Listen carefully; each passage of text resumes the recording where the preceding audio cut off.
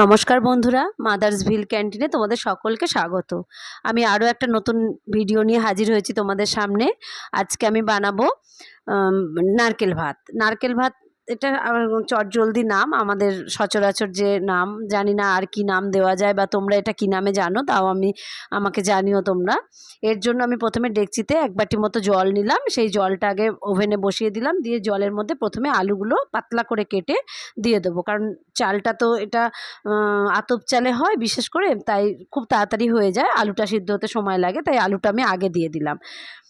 তোমরা দেখো, ভিডিওটা ভালো লাগবে আশা করি, প্রথম থেকে শেষ পর্যন্ত দেখো। আর অবশ্যই তোমরা সাবস্ক্রাইব করে রেখো চ্যানেলটা, আর পাশে থাকা বেল আইকনটাও প্রেস করে রেখো, আর লাইক শেয়ার করো একটু, আর কমেন্ট করো।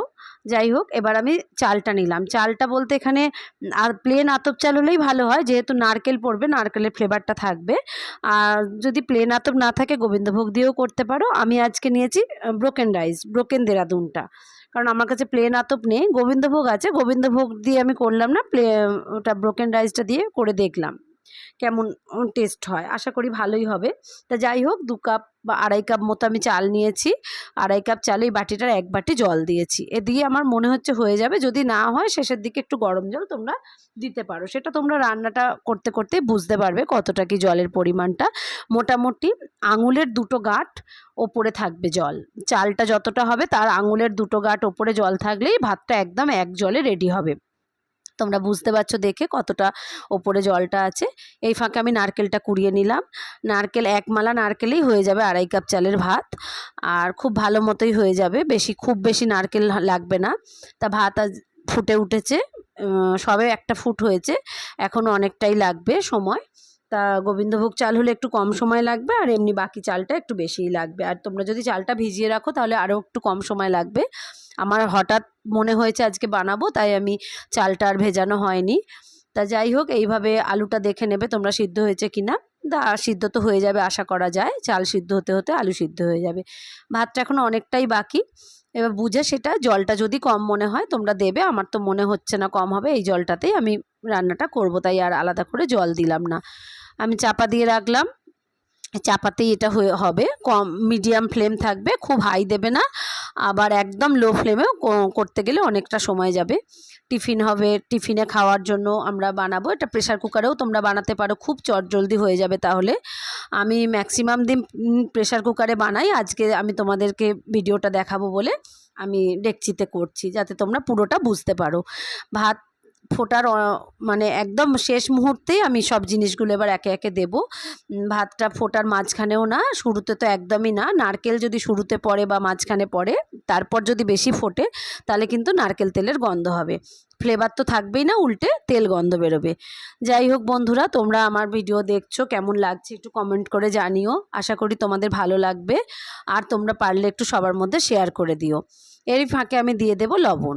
লবণটা তোমরা স্বাদ বুঝে দেবে, খুব বেশি লাগে না, মিষ্টি মিষ্টি ভাত তো, খুব নোনতা হলে বাজে লাগবে, পরে বরং নেওয়া যাবে, কম করেই দিও। আর এতে আমি লঙ্কা ঝাল দিই না, যেহেতু মিষ্টি ভাত, নারকেল ভাত। তা শাশুড়ি মার আবদারে 2টো কাঁচা লঙ্কা চিড়ে দিলাম, উনি একটু লঙ্কা সিদ্ধ খাবেন বলেছেন, তাই দিলাম। দেখা যাক কেমন হয়। আমি প্রথম এবার লঙ্কাটা দিচ্ছি, কারণ আগে যতবার করেছি আমি কোনোবার লঙ্কা সিদ্ধতে দিইনি, প্রথম দিলাম, আশা করি ভালোই লাগবে, তোমরাও দিয়ে দেখো। ঝাল খুব একটা বেরোবে বলে মনে হয় না।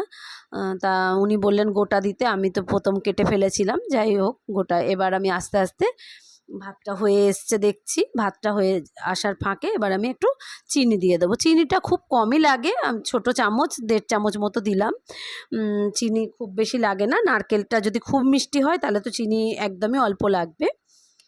আমাদের গাছের নারকেল খুব যে মিষ্টি বলবো না, তাই আমি একটু চিনি দিলাম। দেখো তোমরা বন্ধুরা, ভাত হয়ে এসছে আমার, একদম ভাত নরম হয়ে গেছে। এবার আমি নারকেলটা দিয়ে দেবো।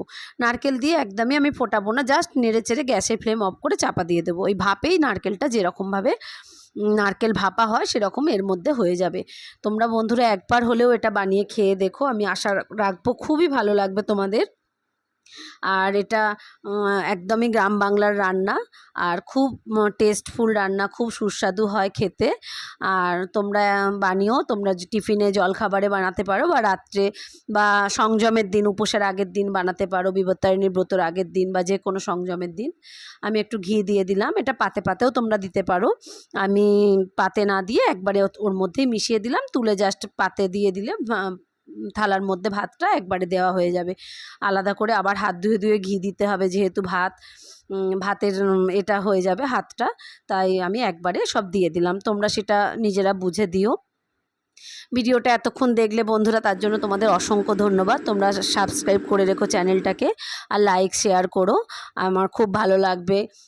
এটা হেল্পফুল আমার কাছে মনে হবে, আমি খুব উপকৃত হব তোমরা যদি ভিডিওটা পছন্দ করো বা কমেন্ট করো, তাহলে আমি আরও উৎসাহিত হব রান্না আপলোড করার জন্য।